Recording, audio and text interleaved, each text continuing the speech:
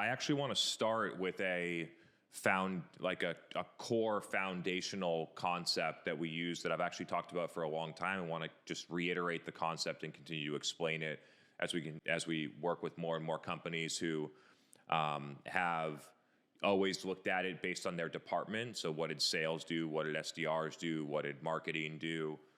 And what we're suggesting with pipeline sources to flip it, instead of looking at the internal departments and how we're going to assign credit, look at it from the buyer's perspective.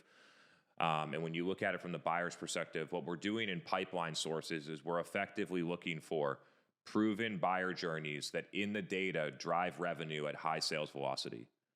That's all we're doing. In the data over the past 4 to 6 fiscal quarters, we're looking and saying, what was the path the buyer took? How does that correlate to the level of intent that they have? How does that level of intent correlate to the actual sales velocity data based on closed won deals? Where are these paths that we're already driving millions of dollars in revenue, high efficiency in terms of our sales resources? And when we have those things, then we identify what they are, and then how do we re-architect our go-to-market strategy to drive more and more buyers through the paths that are already proven to deliver high sales velocity. That's one core thing. And so pipeline sources, categorize them into big groups, what we call pipe or declared intent conversions on your website. So buyers saying, hey, I want to talk to your sales team about buying now on your website. There's another one that would be outbound, and that could be from a cold database from ZoomInfo, intent triggers from an ABM platform or a review site or things like that. You have events, product, and just over and over up to 7 total pipeline sources, but most companies are using somewhere between 4 and 6. And then when you group them and those together, you see, okay, what are the core motions based on the buyer's perspective that are actually working? And then how do we break that source down? Like on our website, we look at our website, for instance, then we have like 6 or 7 CTAs on our website. We have a chat bot. We have a contact us form. We have a request a demo. We have 4 other things like get a quote, do a free schedule a proof of concept. We have like 5 or 6 different versions of this, but not but sometimes in the data. How do we look at the different outcomes of this data and then perhaps consolidate to the 2 best performers or the 1 best performer? And so there's a lot of companies that we analyze that have 5 or 6 different flows through their website where 1 or 2 flows are working way better than the others. And then considering, do we even need the others? Is it more of a distraction? If we started to focus more on these outcomes, would it even get better? And so that's what we're looking for in pipeline sources. When you think about demand creation, like pipeline sources is one angle. It's looking at how we capture and convert demand. Demand creation would be measured separately. And so some people think about our pipeline source framework and say, oh, isn't that just using a sourced model?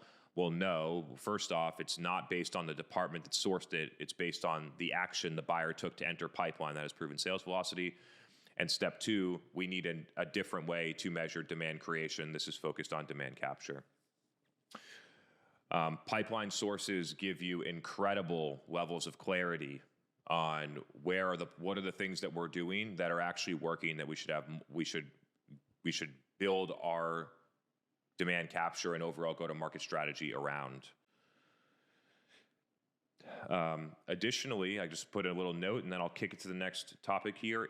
If you think about sales velocity for each pipeline source, sales velocity includes win rate, sales cycle length, ACV, and total hero pipeline generated, those 4 metrics overall.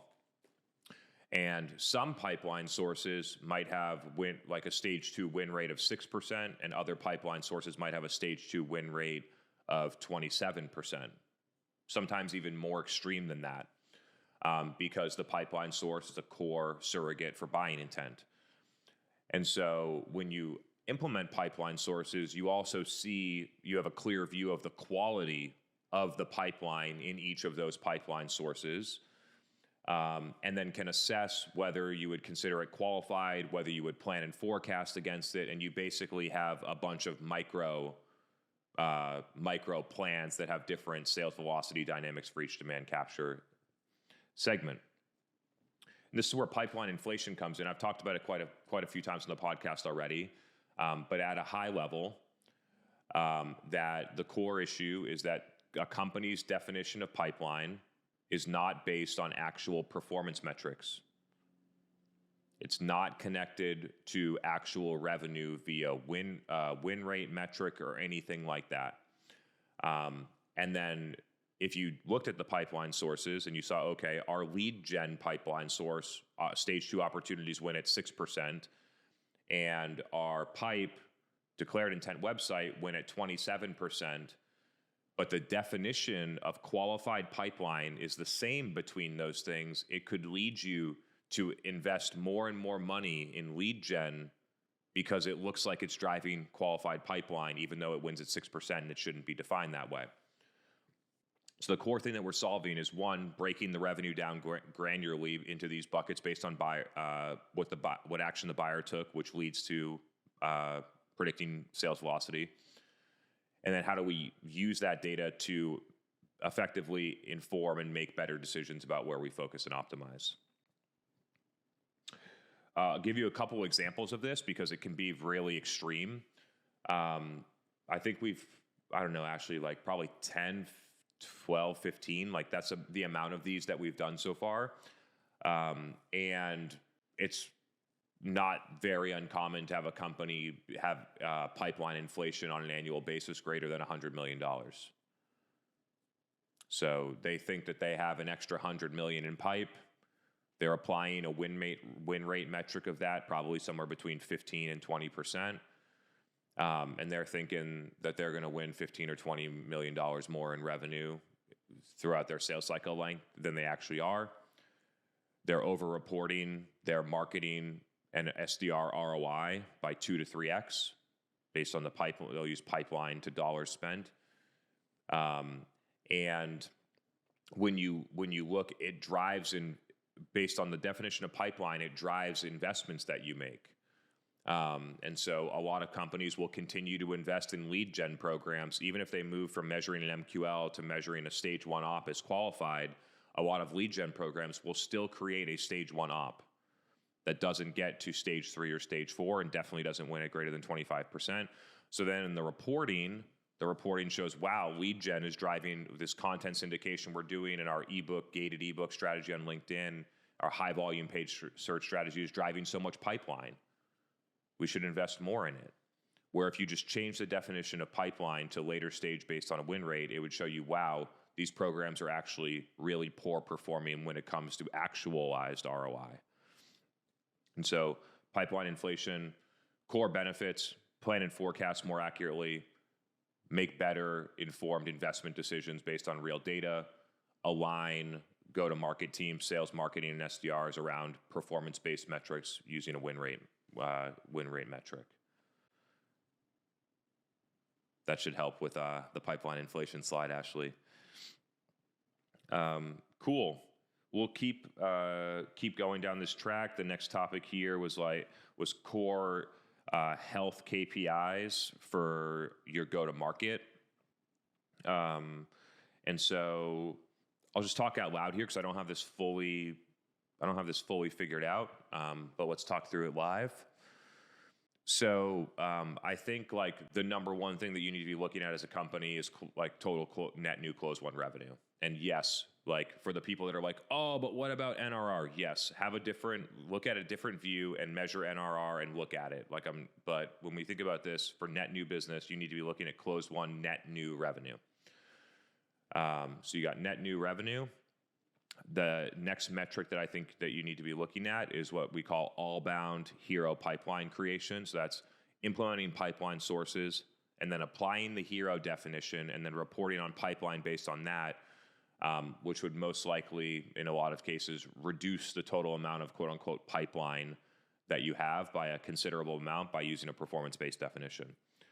And when you do that, you might see very different trends. So for example, one company defines pipeline as stage two is qualified pipeline. And over the past 6 quarters, it looks like their pipeline is flat. $19 million in pipeline a quarter. However, when you use the win rate metric to connect it, what's happening is the quality of the pipeline is degrading and the win rates are declining, which means that the hero definition is actually going to move later stage. And if you look at it with hero, you're seeing a sharp downward decline in pipeline generation. Just by you changing the definition, you tell an entirely different top-level business story about performance. The next one that we should be looking at is all-bound hero sales velocity. So then breaking it into pipeline sources, applying the hero definition, and then using the 4 core metrics and levers that you have for growth to look at all-bound sales velocity on a quarter-over-quarter basis.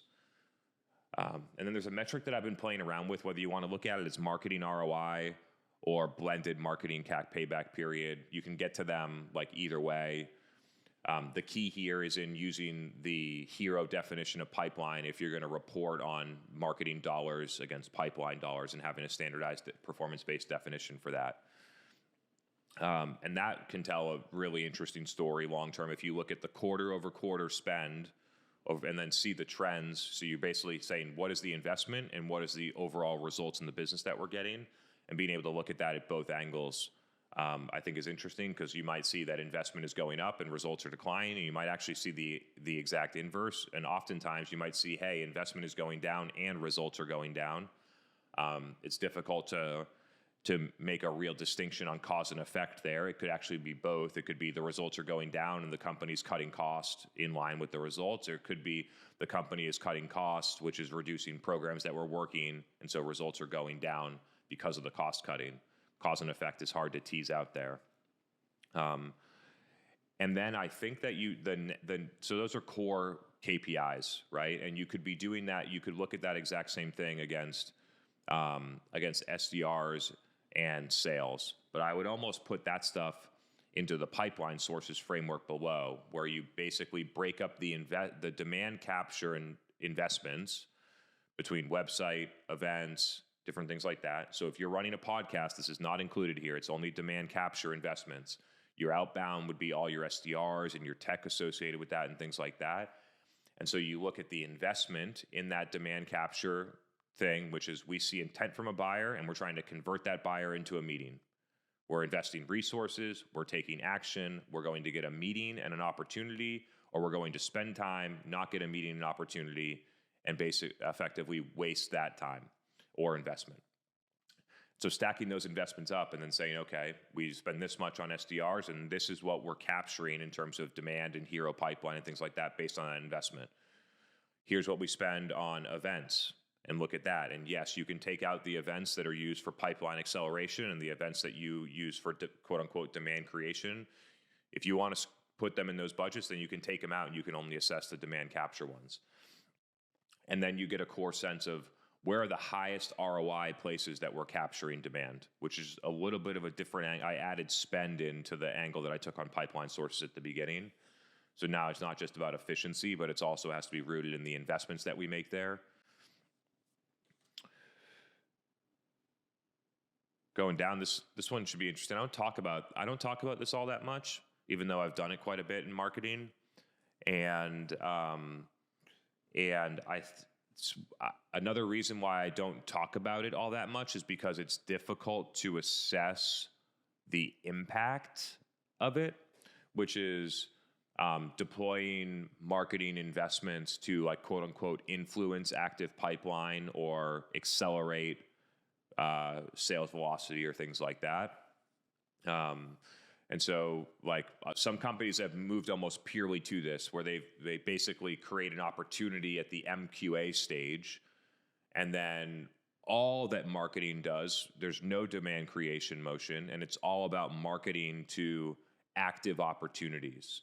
And there's value in marketing to active opportunities, but you also have to recognize that the amount of your market that's in an active opportunity with your company is probably 0.5% of the market, and you're not marketing to the other 99.5% of your TAM or more. And so it cannot be the whole investment. If you did it on a percentage basis, it should be a very small part of it. Companies I get they're already in the funnel, so companies overweight investment there for sure. And so what would you do if you were trying to do this overall? In fact, you don't really need a lot of money to execute on this because the volume is quite small. let's just say you have 100 active opportunities, and maybe you don't start doing the marketing, you don't start doing certain marketing activities or investments until they hit certain stages. So stage 1 opportunity, we're going to run quote unquote digital air cover. We're going to have that account. We're going to have all of the CXOs, VPs, and directors that are in marketing or sales, and we're going to run these types of campaigns to that type of account. If they're in pipeline, they're going to get that sequence of campaigns and things like that. If they hit stage 3, maybe that we send them a gift and we invite them to a bourbon tasting, and we do something like that. And so then even the 100 opportunities that we're running digital ads to, now 35 of them are 35 of them, something like that, are going to get the whiskey tasting and the gifting and the things like that. And then maybe accounts that are over $1 million ACV and in stage 5 that our CEO goes and flies and visits them, or an executive goes and visits them. And you have these triggers of investments that you make in pipeline. And then you can look at it in terms of the cost in 2 ways. You can say, this is how we run our sales process, and we bake these expenses into our cost of acquisition, and we did the math, and it makes sense that we would do this. Or you have enough volume of opportunities that you run holdout groups, and you run certain things to 50% of the pipeline, and 50% doesn't get it, and you try and use statistics to figure that out. But you need a lot of volume to have any real confidence in statistics there. There's a lot of confounding variables that affect win and loss outside of just one campaign. And so perhaps in the short term, it's better to say, we believe in these things. We do the bourbon tasting event, and we know that our customers love it. And so we're going to invest that extra $1,000 per account per stage 3 opportunity to try and acquire that customer. And so maybe that's a good way to look at it. But even if you had that entire conversation, you wouldn't spend that much money on active pipeline marketing. There's not that much to be done, and the audiences are not that big. There's another debate that I don't think I'm going to have here, but the question is why events, all the events budget falls into marketing, and why if sales wanted to run a dinner for a set of 10 prospects in their region, or maybe 10 active opportunities in their region, why marketing has to be the person that has the budget and organizes the event, and why sales couldn't have their own type of events and just make it a lot simpler. And then the budgets could be divided that way too, and people could have more decision. There's a lot. I'll talk about it on both sides. Sales is hey, we got this territory, we need to run all these events. And then marketing's over here saying, we're organizing 500 events a year for our sales team, and we're not and once the sales team does the meeting, they're on to the next thing. We never scrutinize the ROI, and we just keep doing these events. And if it was my budget, and it is in field marketing VP, I would be spending $3 million less. And it's okay, well, then if sales wants to do those other 250 events that cost $5,000 each, then it can come out of the sales budget. And I just think that the way that we've divided the budget historically, and the way that we silo some of these things, I just question whether it makes sense anymore given sort of the advancements and how go-to-market is working.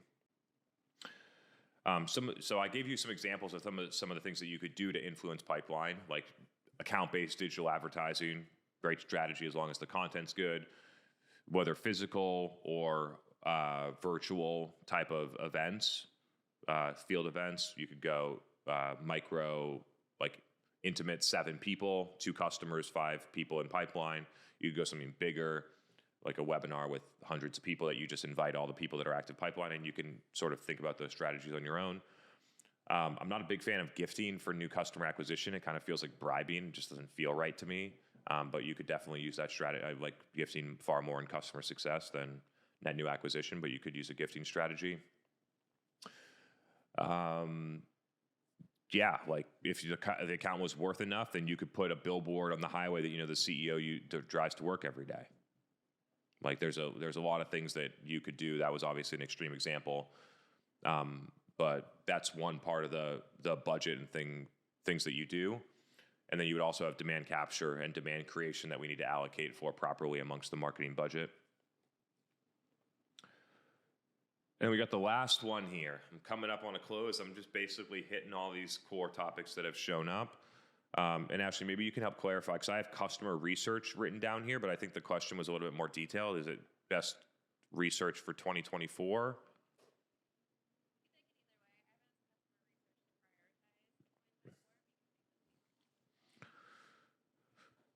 Yeah. Yeah.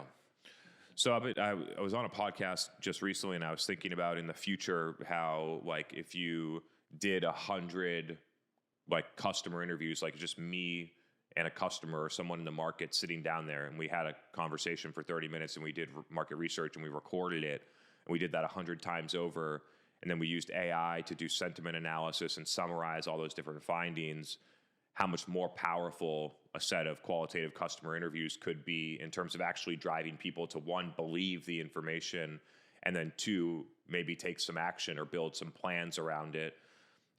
So I think that's I'm not sure if AI is capable of that at that point, but it's interesting to think about how that could be in the future, because the number one way is to do qualitative primary market research, typically through customer interviews.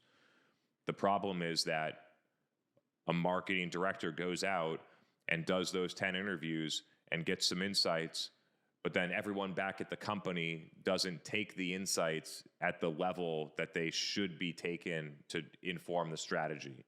And so you're playing like the telephone game, trying to say, all these customers said this, and then trying to convince people that the customer said that, which I've run into a bunch of times, because I go and talk to customers, I get valuable insights, I bring it back, people are like, oh no, actually, like, we think this way, not that way, you must be wrong. And it's like, well, all the customers, I've talked to 10 customers and 9 of them said this exact same thing.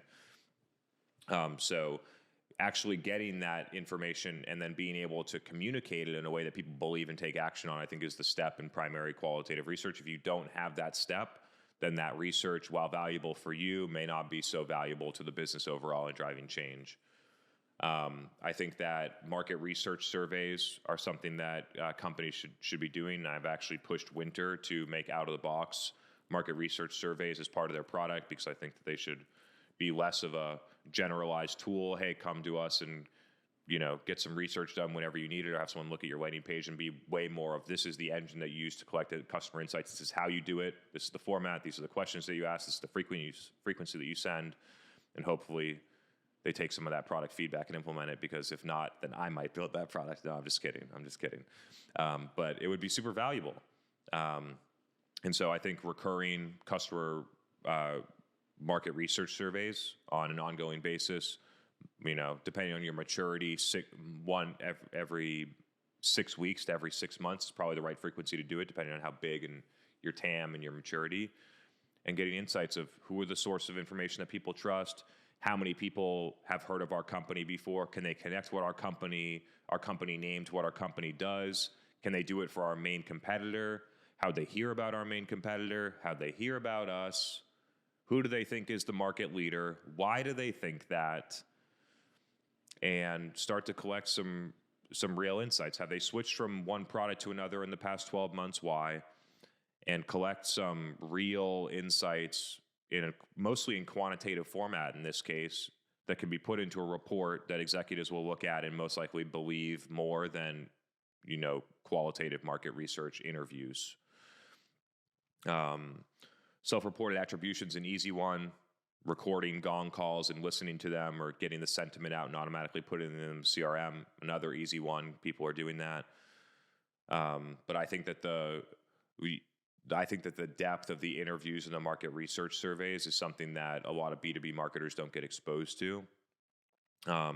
Another one that I'll say, which is sort of maybe like a hack in some ways, is talking to the people that influence your customer can be a great, so most people will go and talk to their customer, but then getting the angle of what are the people saying and what do they think of the people that my customers listen to?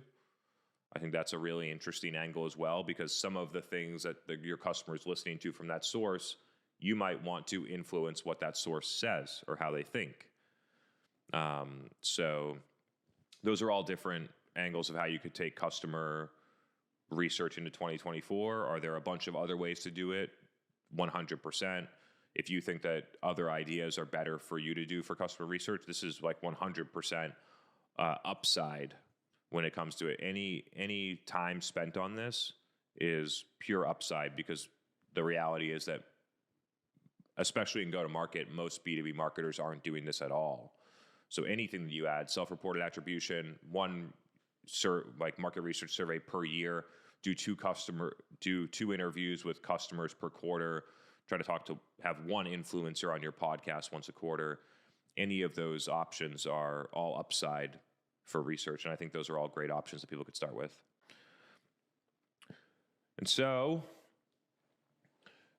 closing out here, I think that when you think, and I sort of talked through this, but I'm just going to reiterate, when you think about your 2024 strategy, you need an input of what is the data telling me about the things that we've done over the past 1 to 2 years? What is the data telling me? What are the proven buyer journeys that drive revenue and sales velocity? If we assess the programs based on demand capture, demand conversion, and demand creation, what are the places in demand capture where their budget is clearly being wasted, which there are several. So use that data to guide some important decisions based on historical performance data that you have. You need net new customer insights that come into your strategy and become part of that overall strategy.